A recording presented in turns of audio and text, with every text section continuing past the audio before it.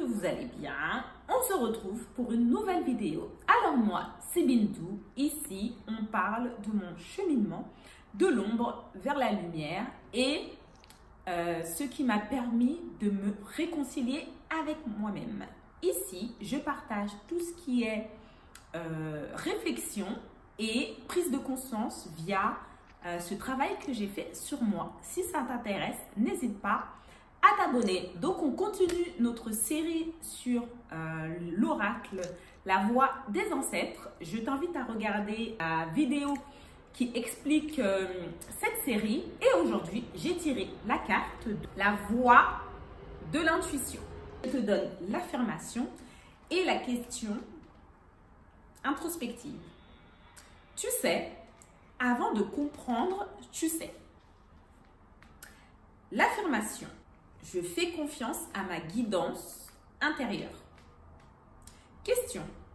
Quand as-tu ressenti une évidence inexplicable? Donc, qu'est-ce que pour moi l'intuition?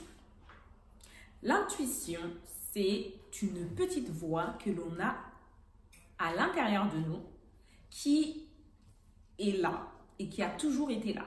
Mais lorsque l'on est beaucoup dans son cerveau, on ne l'entend pas. C'est quelque chose qui parle, mais qui n'a pas de réceptivité puisqu'on n'est pas capable de l'entendre. On est tellement dans notre tête, dans notre esprit, que l'on n'est pas capable d'entendre. Mais quand on commence à ralentir et à s'écouter, faire le silence dans sa tête, c'est là que l'on commence à entendre sa petite voix.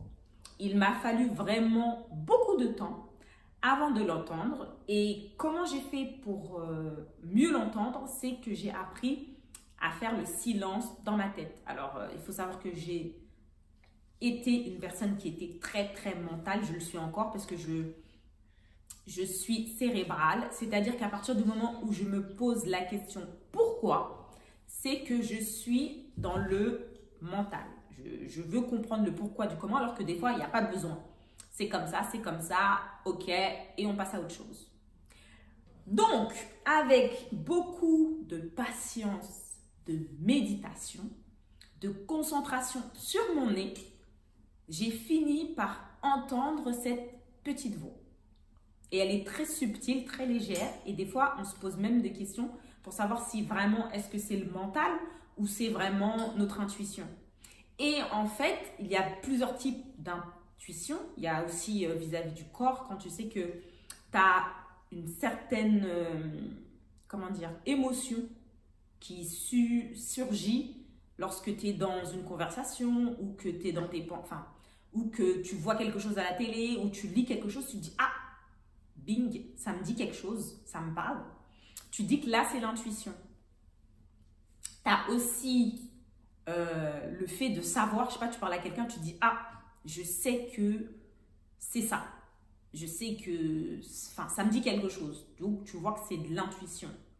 Alors, si je réponds à la question introspective, c'est quand la dernière fois que j'ai su que j'étais dans mon intuition? Je pense que c'est avec les cartes, justement.